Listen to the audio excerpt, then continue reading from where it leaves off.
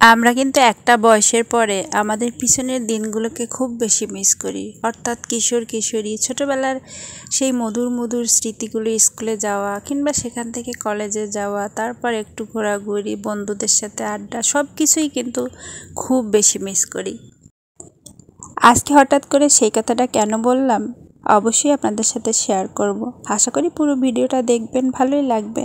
আসসালামু আলাইকুম, আমি মনি আরেকটা ভিডিও নিয়ে চলে আসলাম। আশা করি সবাই খুব ভালো আছেন, আমি আলহামদুলিল্লাহ ভালো আছি। আর আজকের ভিডিওটা শুরু করেছি কিন্তু একদম সকালবেলা 5:30টার পর থেকে। তো আমার যে বাসায় থাকি, অবশ্যই সেটা ভাড়াই থাকি, তাদের ছাদে কিছু ফলের গাছ ছিল, আর তারা অসুস্থ, হসপিটালে রোগী, তাই বাসায় কেউ নাই। তো আমাকে বলছিল একটু পানি দিতে, আর আমি তো অনেক খুশি, যেহেতু আমার গাছ খুব পছন্দের। সে যার গাছই হোক না কেন, গাছ যেমন অক্সিজেন কারও ভেদাভেদ করে দেয় না, আমিও ঠিক গাছের মতোই।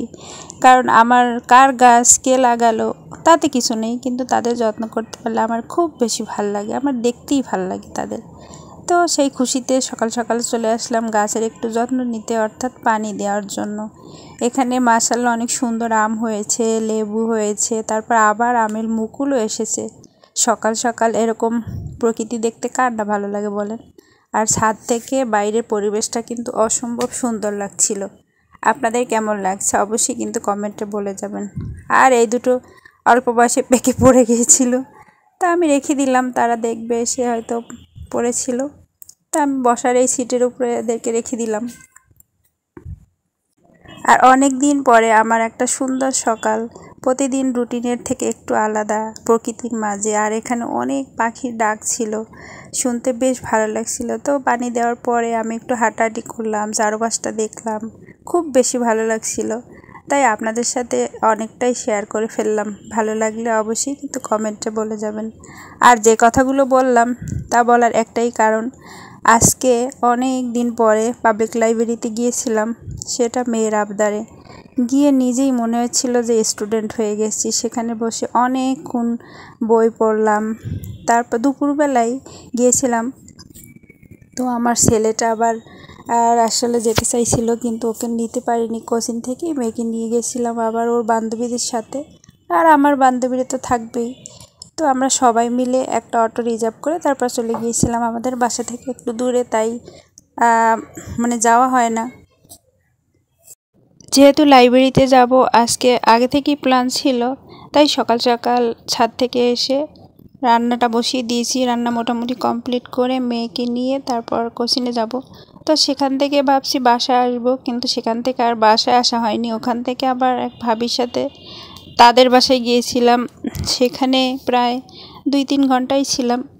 আর সেখানে যেহেতু তার মেয়েও একই টাইমে ছুটি হবে, আর একসাথে আবার যাব ওখানে, তাই ভাবলাম তার বাসায় একটু ঘুরেও আসি। তো দুজন মিলে গেলাম, তারপর সেখানে চাটা খেলাম, খাওয়ার পরে আসলাম। আসার পর সবাই মিলে এই যে বই পড়ার জন্য গিয়েছিলাম, কিন্তু তারা 3জন মানে বই পড়ার থেকে অনেক বেশি খুশি হয়েছে। আর আমার তো খুব বেশি ভালো লাগছিল, মনে হচ্ছিল যে আমি স্টুডেন্ট লাইফে ফিরে গিয়েছি। আসতে ইচ্ছে করছিল না, আর আসতে তো হবে যেহেতু দুপুরবেলা ছেলে বাসায়। তো এই জন্য এই যে কাকফাটা রোদ, অনেক গরম লাগছিল। বাসায় আসার পর ইচ্ছা করছিল না যে কিছু একটা করি, তো বেশি কিছু করি উনি বাসায় এসে রেস্ট করছিলাম, আর যা রান্না করছিলাম সেটাই খাওয়া দাওয়া করেছি। এতটা রোদ ছিল আর গরম ছিল, একজন লোক দেখলাম যে অসুস্থ হয়ে রাস্তার পাশে পড়ে আছে, তাকে সবাই সাহায্য করছে। তো রেস্ট করার পর বিকেলবেলা আবার আমি একটু নিজের একটা ওড়না সেলাই করতে বসে গেলাম। আর আমার হাতের কাজের এই জিনিসগুলো অনেক বেশি ভালো লাগে, তো সবসময় পরার জন্য একটা ওড়না এক কালারে কিনেছিলাম। অনেক দিন পরে নিজের জন্য কিছু সেলাই করতেছি, খুব বেশি ভালো লাগছে। সেলাই কমপ্লিট হলে অবশ্যই আপনাদের সাথে শেয়ার করব। আর আজকের ভিডিওটাই পর্যন্তই। যদি কোনো কিছু ভালো লাগে অবশ্যই লাইক কমেন্ট শেয়ার করে আমার পাশে থাকবেন, আর আমার জন্য খুব বেশি দোয়া করবেন, আমি যেন সুস্থ থাকি। আমার ছেলে মেয়েদের জন্য হলেও আমাকে সুস্থ থাকতেই হবে। আর আপনারাও খুব খুব ভালো থাকবেন। দেখা হবে আর একটা নতুন ভিডিওতে, সেই পর্যন্ত সবাই অনেক ভালো থাকবেন। আল্লাহ হাফেজ, আসসালামু আলাইকুম।